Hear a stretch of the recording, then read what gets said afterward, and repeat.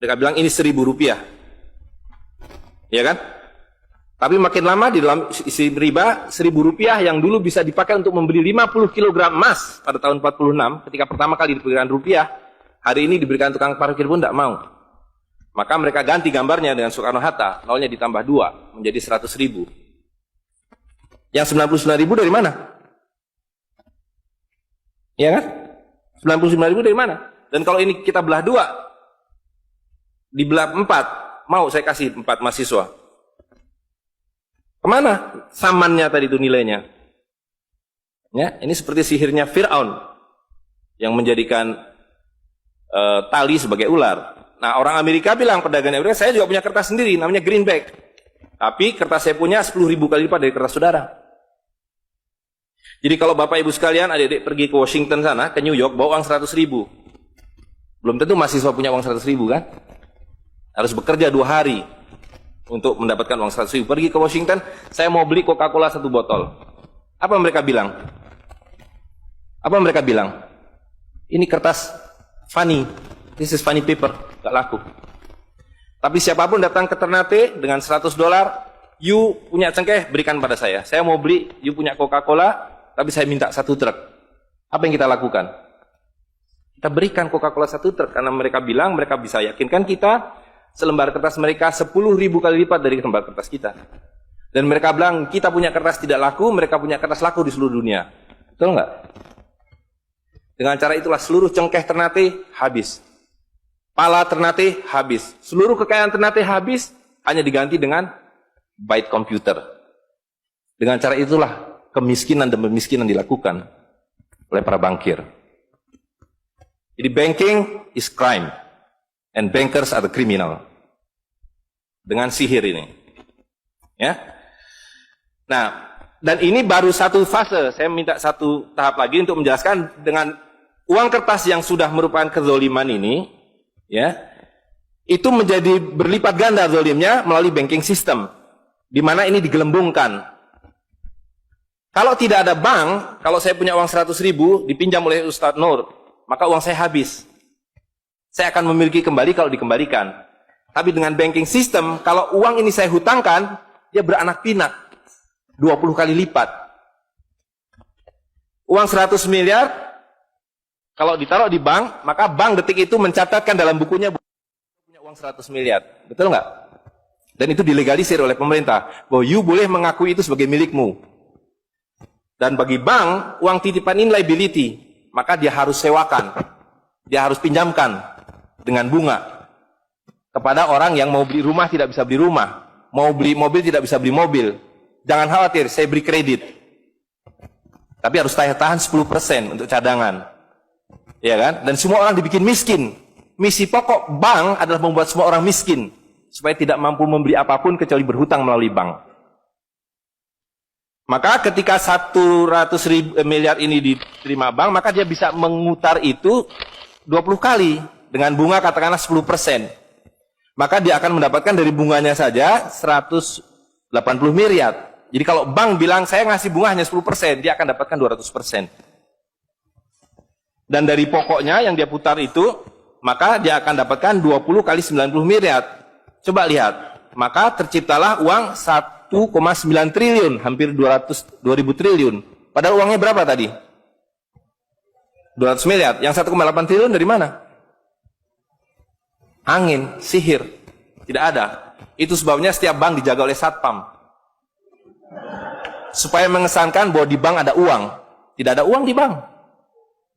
Itu kenapa setiap pegawai bank pakai jas, pakai dasi. Supaya orang yakin bahwa uangnya dijaga dengan baik. Karena di situ tidak ada uang. Dan itu sepenuhnya pengelabuan. Jadi bank itu adalah arisan berantai. Kalau kita datang mengambil uang, tapi orang bisa bilang, tapi kalau saya ngambil uang di bank kok ada? Uang siapa yang diberikan? Uang Anda sudah nggak ada. Jadi orang percaya bahwa bank adalah tempat yang paling aman menyimpan uang. Bank adalah tempat paling tidak aman menyimpan uang. Belum Anda keluar dari pintu bank, uang Anda sudah nggak ada.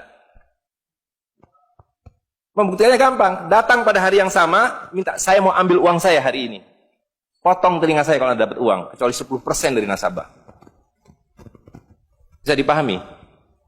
Ya? Uangnya tidak ada. Itu. Nah, tapi yang perlu dipahami adalah akibatnya. Kalau kita tadi punya uang 100.000, di sini ada satu handphone, maka berapa harga handphone ini? Ceteris paribus kata ekonom. Maka harga handphone ini ada 100.000, ya kan? Tapi ketika ini digelembungkan menjadi 2 juta, sementara sumber daya alamnya tetap, berapa harga handphone ini? Menjadi 2 juta. Dan itu mereka bilang inflasi. Jadi inflasi adalah kebohongan.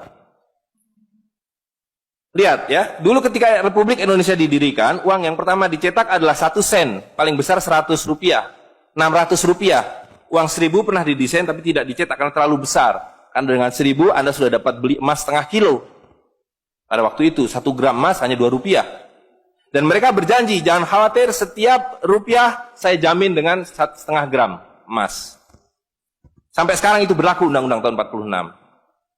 Nah tapi lihat, karena uang kertas itu sihir, dicetak makin banyak, nilainya merosot. Bebeknya mah tetap, cengkehnya tetap, palanya tetap, tapi nilai uang yang merosot. Maka mulai tahun 52, ini pertama kali by the way, ini Bank Indonesia baru muncul tahun 52. Bank Sentral Republik Indonesia itu bukan Bank Indonesia, dulu namanya BNI 46. Tapi Belanda tidak mau.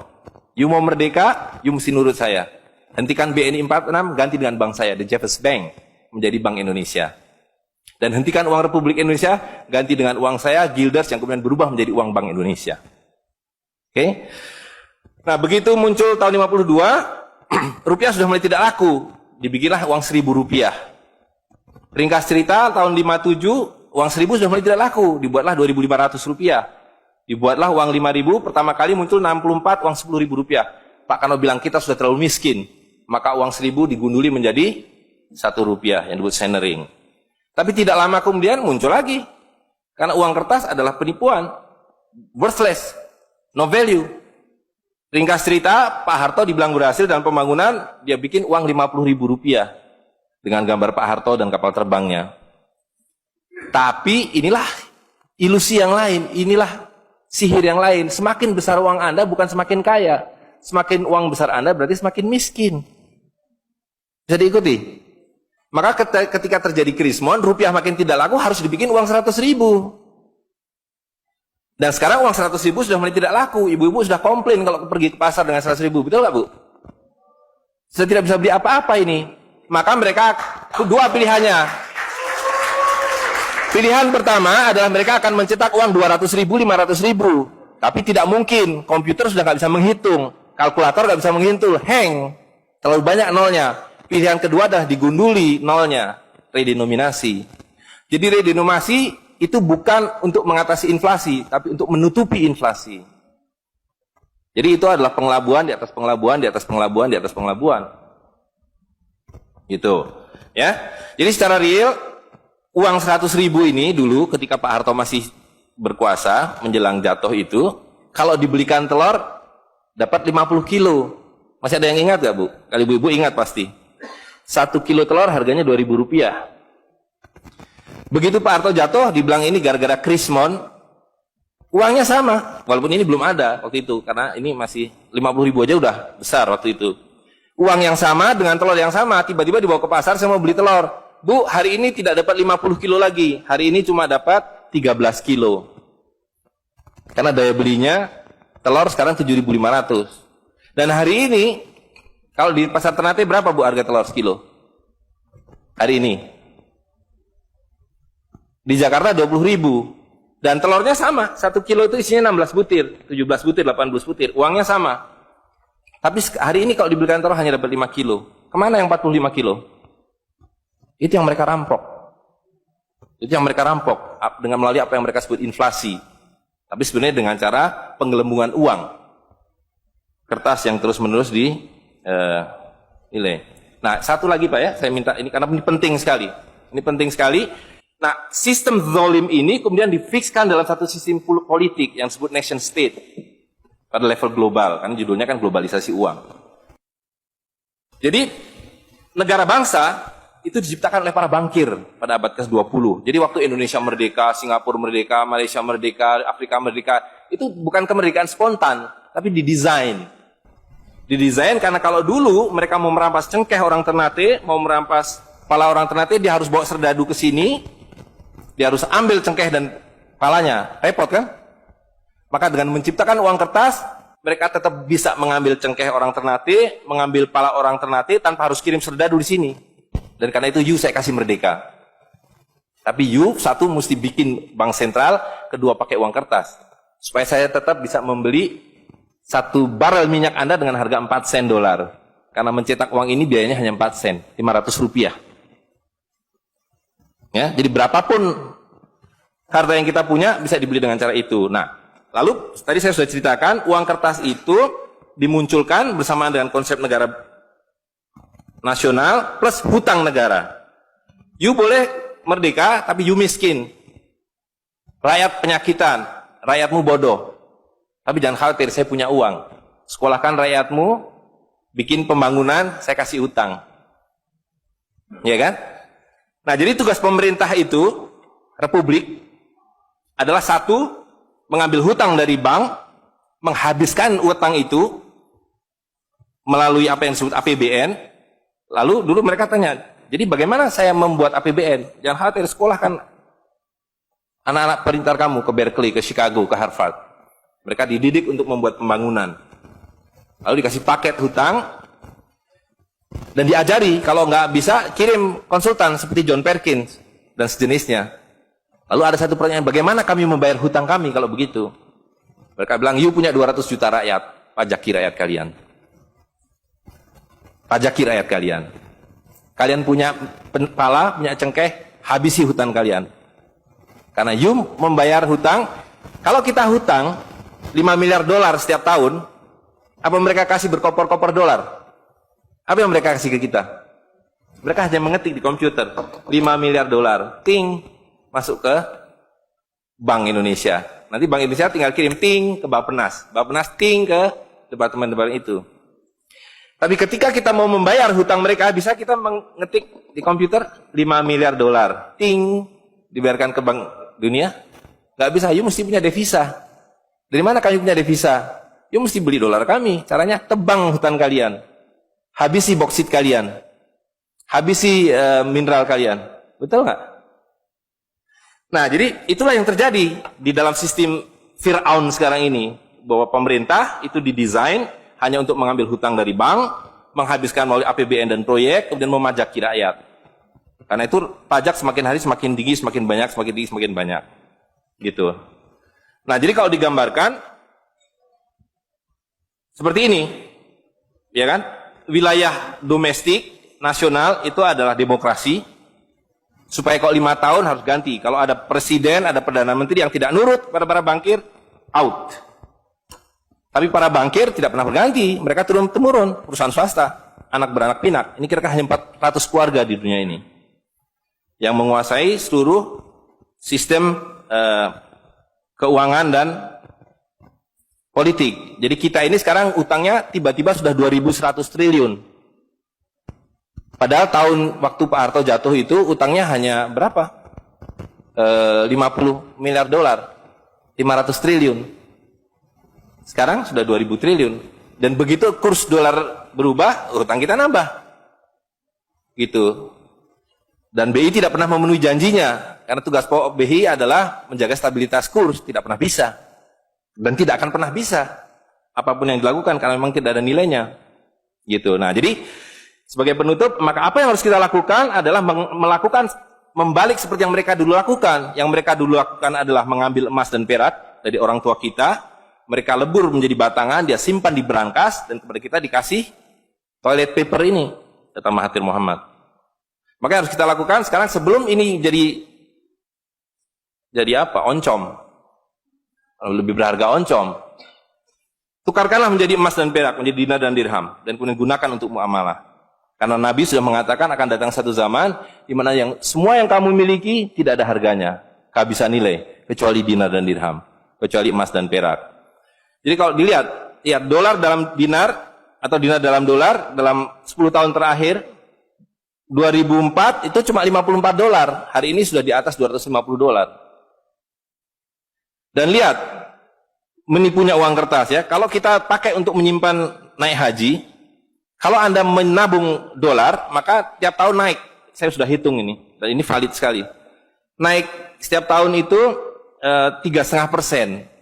Kalau Anda menyimpan rupiah, setiap tahun naik 5%, nggak nyampe-nyampe. Tapi kalau Anda menyimpan dinar, maka dia akan turun 8% setahun. Jadi tahun 2000 naik haji butuh uang 21 juta rupiah.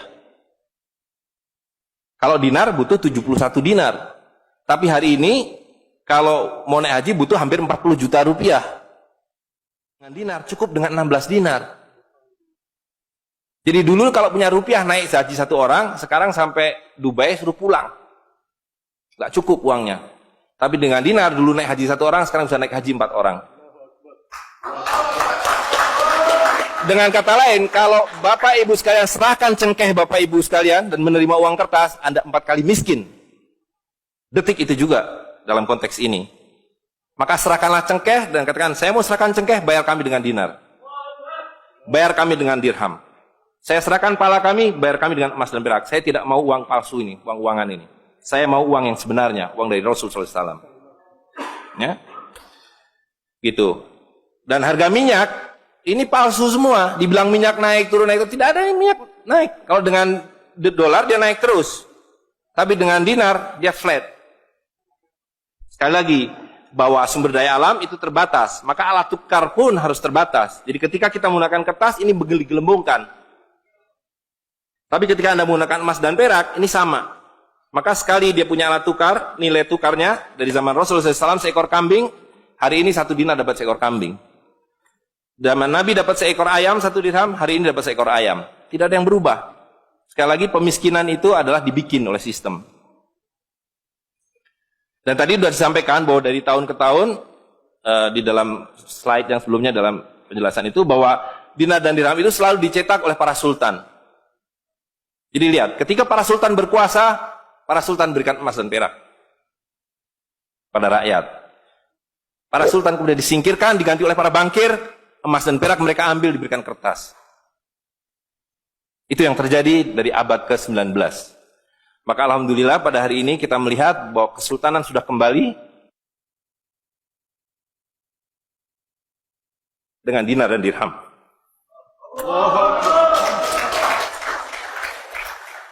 Dan ini adalah awal berakhirnya sistem riba.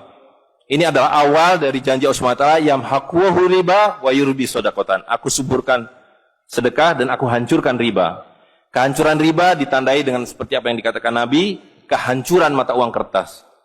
Suka atau tidak suka, terima atau tidak terima, ini adalah awal kehancuran. Dan karena itu yang harus kita lakukan adalah supaya kita tidak ikut hancur di dalamnya, kita song-song kembalinya dinar dan dirham. Dan itu berarti kembalinya sultania. Dan Ternate adalah awal dari kembalinya dinar dan dirham dan sultania bersama dengan Kesultanan Cirebon, bersama dengan Kesultanan di Sulu. Jadi sekarang sudah ada 3 sultan yang mencetak kembali dinar dan dirham. Dan ini akan mengawali kembalinya dinar dan dirham di seluruh dunia. Jadi kalau pada abad 15, abad 16, abad 17 bangsa Ternate sudah sampai ke Madagaskar, sudah sampai ke negeri atas angin di Spanyol, maka pada abad 21 kembali Ternate sampai Spanyol. Ternate sudah kembali sampai Afrika Selatan, sudah sampai Eropa melalui dinar dan dirham yang berlaku di seluruh dunia. Orang Amerika tidak bisa mengatakan emas saya 5 kali lipat dari emas saudara, tidak bisa. Emas kami dari Ternate sama harganya dengan emas kalian. You 1 dinar, kami 1 dinar. You 1 dirham, kami 1 dirham. Itulah keadilan. Ya. Jadi karena itu Bapak Ibu sekalian, yang terakhir sekali saya ingin sampaikan, dinar dan dirham yang kita bicarakan ini tidak ada artinya kalau berhenti hanya di dalam ruangan ini. Dinar dan dirham harus segera berkemerincing di kota Ternate. Dan Anda semua yang harus memulainya. Tadi 2 orang sudah menyatakan diri sebagai relawan Jawara, jaringan wirausahawan dan pengguna dinar dirham Nusantara. Maka dalam waktu sebentar, insya Allah di Ternate, dari 2 orang ini akan menjadi 2.000 orang yang menggunakan dinar dan dirham. Ya, dari 2.000 akan menjadi 200.000. Seluruh penduduk Ternate menggunakan dinar dan dirham. Dan Kanjeng Sultan dari beberapa waktu yang lalu sudah mulai membagikan zakat dalam dirham. Jadi di Ternate itu sekurangnya sudah ada 1.000 orang memiliki koin dirham yang dibagikan oleh Sultan. Dan itu adalah awal. Ini baru awal dari kembalinya Islam dan berakhirnya kezaliman.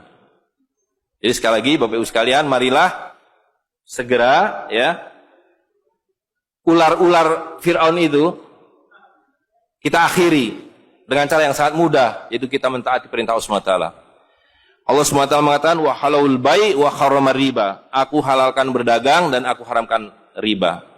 Dan uang kertas adalah riba par excellence. Di dalam uang kertas ini ada 2 riba sekaligus. Ya, jadi saya kira itu saja. Saya mohon maaf mengambil waktu agak terlalu banyak, tapi ini penting karena supaya clear semuanya. Ya, karena ini baru pertama kali dibicarakan di Ternate. Demikian, assalamualaikum warahmatullahi wabarakatuh.